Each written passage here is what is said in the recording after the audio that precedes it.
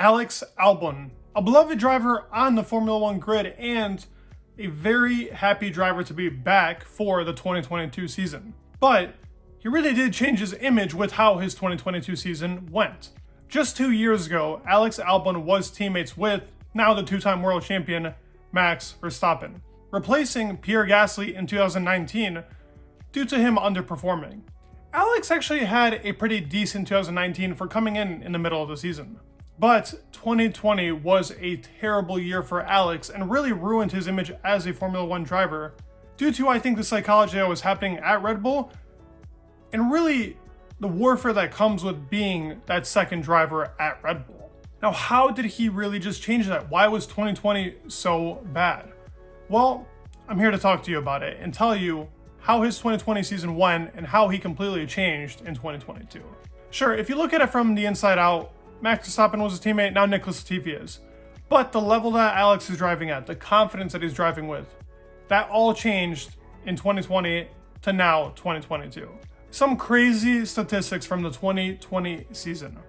In qualifying, when both cars finished in qualifying, it was 17-0 for Max Verstappen. Alex Albon did not get a single qualifying win over him, or out-qualify him, however you say it. In races, Max Verstappen, when both cars finished, it was 11-0 for Max against Alex Albon. Yet again, another insane statistic in this year. Max Verstappen doubled Alex Albon's points. Max had 211, Alex had 105. Another pretty crazy statistic that's added into this is laps ahead. So for the whole entire year, Max was 728 laps ahead, while Alex was only 28 laps ahead. This shows the biggest difference between Albon and Max. But sure, let's argue that they were always pretty close, and let's say that it was like a third and fourth typically, or so on. It wasn't like that. The average qualifying gap for Alex Albon in the 2020 season was about 7.5 tenths. Now that is a pretty ridiculous margin to have, with performances like Hungary, where he was behind 0.739 in qualifying, and his worst coming in Russia, where he was 1.1 behind Max Verstappen. Any of the qualifyings that he was kind of close to Max, they were always within 3 to 4 tenths, which isn't close realistically. It never was below that margin, except for one particular qualifying, and that was Japan, where he almost matched Verstappen, but that was the only time in the year that something like this did happen. If you look at the performances, some performances were not bad by Alex Albon. He should have had a podium in the first Austrian Grand Prix, but did not happen due to Lewis knocking him off. He was quite close to Max in races like Italy and Tuscany, Turkey, Bahrain. Even Abu Dhabi wasn't bad when it came to pace. Max Verstappen was always beating Alex Albon in certain parts, like in Russia, where I mentioned the 1.1 second qualifying gap. Max finished second, Albon finished 10th. In Great Britain, Max finished third, Alex Albon finished 12th. In Sakir, Alex Albon finished 12th, Max finished third.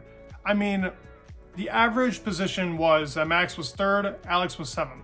That is a big difference between drivers. Race pace was typically calculated right around 4 to 5 tenths that Albon was off on lap times. The 2020 era of Alex Albon is one to forget, and we gotta give the guy slack. He was in a Red Bull seat, and while he didn't make the best of it, had a good start to his 2019, but 2020 just wasn't his year.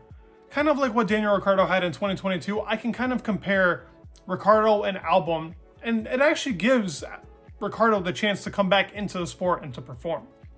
Now let's talk about the 2020 season for Alex Albon, which is an exciting one.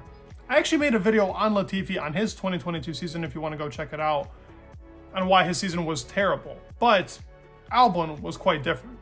Now, we talked about the qualifying, how Max dominated Albon. Well, Albon did that to Latifi. When both cars finished in qualifying, it was a 19-1. When both cars finished in the race, it was 13-1. Laps ahead against each other.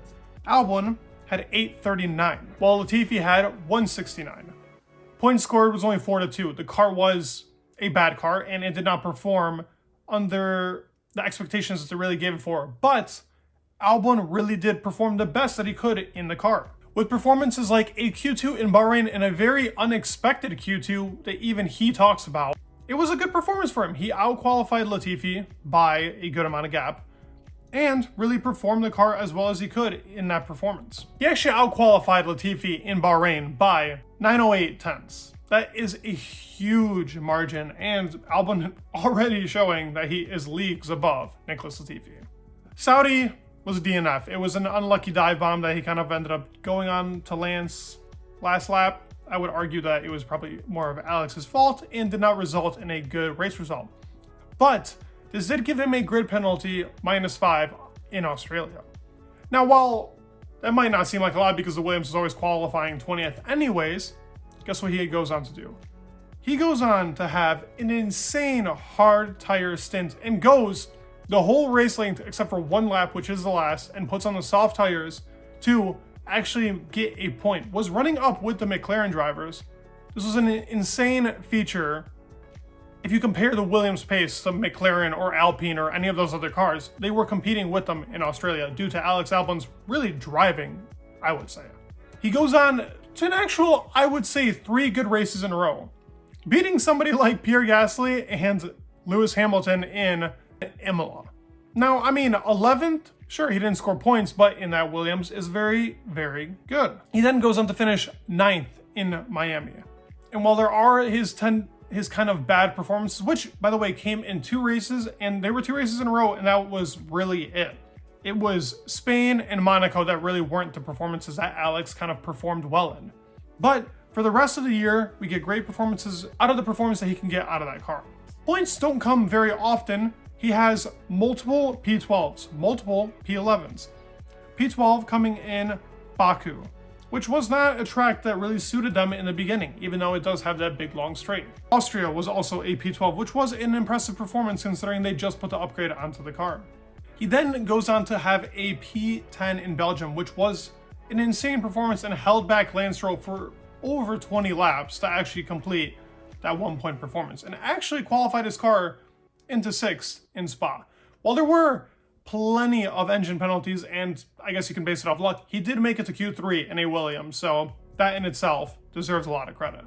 By the way, it also was a 7/10 difference from Latifi in qualifying, just to point that out.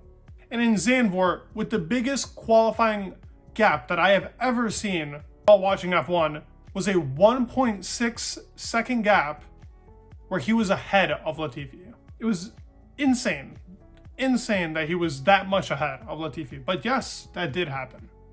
After Belgium, that was the last point scoring by Alex Albon, and really by the Williams team, with the exception of Japan, where Latifi had the better strategy and made a smart call. He doesn't perform in Monza due to appendicitis. Does not perform well in Singapore due to the exact same reason of the appendicitis. The car dies in Japan. But we get a good performance in the US, where he was in the points for a long time and ended up finishing 13th and was still ahead of cars that were faster than him. P12 in Mexico was a good performance, and if the Williams team had a faster pit stop, could have potentially scored points in the Mexico GP, starting all the way down almost in last. Brazil, the car didn't perform, and Abu Dhabi was a great performance by Alex Albon himself as well. He completely changed his image this year and actually showed that Williams car was capable of performing well with a good driver. Latifi did not get the most out of the car. And sure, I'm not really comparing him to Latifi. I think he's a way better example of a good F1 driver than somebody like Latifi. Albon is a good driver and it could be a great driver in the future if we see performances like 2022 from him. I expect him to beat Logan Sargent and to show yet again that he is a threat to the sport to other F1 drivers because he is a good driver. I have a lot of belief in Alex Albon, and I think that the statistics and over time, really with the eye test, has shown that Alex Albon can perform in Formula 1 with others. His F2 career was great. His F1 career will end great. What I'm hoping for. Let me know your thoughts down below. What do you guys think of Alex Albon? Do you think he's changed his image from bad to a great or good driver? What do you guys think? Please like, comment down below, and subscribe. It would mean the world, and peace.